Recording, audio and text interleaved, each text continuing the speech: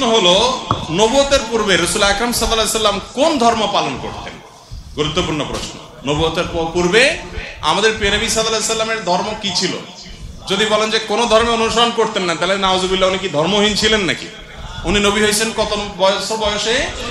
40 বছর বয়সে। তাহলে 40 বছর বয়স মানে তো জীবনের মূল টাইমটা প্রায়। তো এই 40 বছর পর্যন্ত উনি নিজে তো নবী ছিলেন না, উনি নবী হয়েছেন তারপরে। তাহলে 40 বছর পর্যন্ত নবী হওয়ার আগে তার ধর্ম কি ছিল?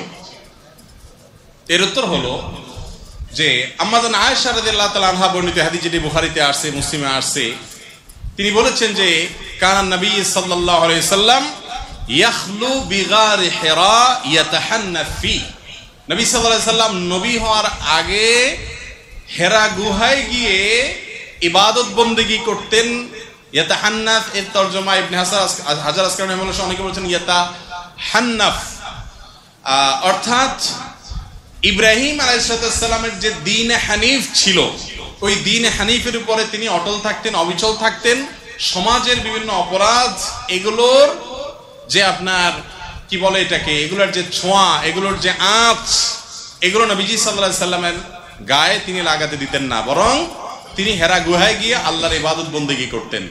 ইব্রাহিম আলাইহিস সালামের যে মিল্লাত ছিল, মিল্লাত ইব্রাহিমী যেটাকে বলা হয়, এই মিল্লাত ইব্রাহিমের উপরে নবী করিম সাল্লাল্লাহু আলাইহি সাল্লাম ছিলেন। তাহলে তার নবুয়তের আগের যে সময়টা, এই সময়টাতে তার যে দিন ছিল, এটা ছিল দিন ইব্রাহিম। কোন দিন ছিল? তার বাবা পূর্বপুরুষ ইব্রাহিম আলাইহিস সালামের দিন এবং মিল্লাতের উপরে ছিলেন, এবং সেই মিল্লাত, সেই আকীদা এবং সেই মানের উপরে থেকে তিনি গারে হেরায় গিয়ে আল্লাহ তাআলার জিকির, আল্লাহর স্মরণ, দোয়া করতেন। নবী করিম সাল্লাল্লাহু আলাইহি সাল্লাম মক্কায় জন্ম হয়েছে, তার মক্কায় বড় হয়েছেন, 40টা বছর নবী হওয়ার আগ পর্যন্ত এখানে কাটিয়ে দিয়েছেন। আল্লাহ রাব্বুল আলামিনের নবী হওয়ার একটা প্রমাণ এটাও যে 40 বছর একটা সমাজে একটা অন্যায় এবং শিরকের সমুদ্রের মধ্যে ছিলেন, কিন্তু শিরকের এক ফোঁটা পানি, কাদা, ময়লা, নোংরা কোনো কিছু তার শরীরকে, তার ব্যক্তিত্বকে, তার আমলকে, তার বিশ্বাসকে এক মুহূর্তের জন্য স্পর্শ। এটা সম্ভব শুধুমাত্র তার বেলাতে, যাকে রক্ষা করেছেন স্বয়ং আল্লাহ। তার নবী মুহাম্মদ সাল্লাল্লাহু আলাইহি সাল্লাম মক্কায় সবাই যখন মূর্তি পূজা করে, সবাই যখন শিরক করে, সবাই যখন শিরকের ভিতরে নিমজ্জিত, সবাই যখন বিভিন্ন জাহিলি যুগের কর্মকাণ্ডে নিমজ্জিত, গোটা সমাজ একদিকে যাবে, একটা মানুষ স্রোতের বিপরীতে একা একা ঠিকই থাকবে, কেউ তাকে ওয়াজ নসিহত করে কনভিন্স করছে, এরকমও না। এটা হতে পারে শুধুমাত্র কিসের মাধ্যমে? আল্লাহ তাআলার হেফাজতের মাধ্যমে। তো নবী হওয়ার আগে তিনি মক্কার মানুষদের এই শিরকপূর্ণ যে দিন, এটার অনুসারী ছিলেন। তিনি ছিলেন ইব্রাহিম আলাইহিস সালামের মিল্লাতের কি ইমাম আল্লামা আলুসি রাহিমাহুল্লাহ সহ বিশ্ববিখ্যাত মুফাসসির, মুহাক্কিক, উলামা ইকরাম এই কথাই বলেছেন যে তার আগের যে জীবন ছিল অ্যানালাইসিস করলে দেখা যায় যে তিনি দ্বীনে হানিফের উপর ছিলেন।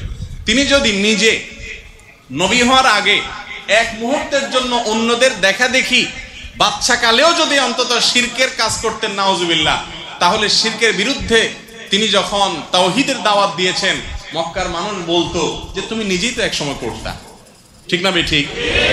কিন্তু অমুসলিমদের রচিত কোন নবীজির জীবনী গ্রন্থেও এরকম তথ্য পাবেন না যে মক্কার কোন মানুষের বুকের পাটায় বল ছিল যে নবীজিকে বলবে যে তুমি নিজেও করেছো। কারণ তিনি শিশুকাল থেকে সবাই শিরকে নিমজ্জিত থাকলেও, বা বেশিরভাগ মানুষ নিমজ্জিত থাকলেও, তিনি কিন্তু আল্লাহর অশেষ অনুগ্রহে সেফ ছিলেন, নিরাপদে ছিলেন। তার আপন দাদা, তিনি মক্কার কুরাইশদের নেতা ছিলেন, যারা মূর্তি পূজা করতো তাদের লিড দিতেন।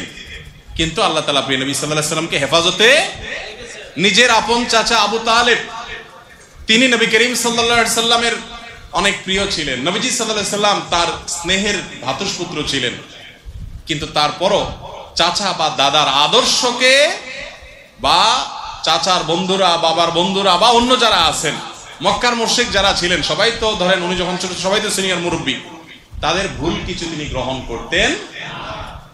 এটাই তার একটা বিশেষ আপনার মুজিজা বলতে পারেন, অলৌকিকত্ব বলতে পারেন, যে আল্লাহ তাআলা তাকে হেফাজতে রেখেছেন। আছে না অনেক সময় ভাই, মানুষ এক সময় বড় আলেম হয়ে যায়, বড় ভালো মানুষ হয়ে যায়, কিন্তু তার পেছনের ইতিহাসে দেখা যায় একটু লিকেজ টিকেজ থাকে না? মানুষটা ভালো, কিন্তু এককালে হয়তো এই কাজটা করছে, এই কথাটা বলছে, সে নিজেও এটার জন্য লজ্জিত, এখন কিন্তু বলে ফেলছে, তখন বুঝে নাই।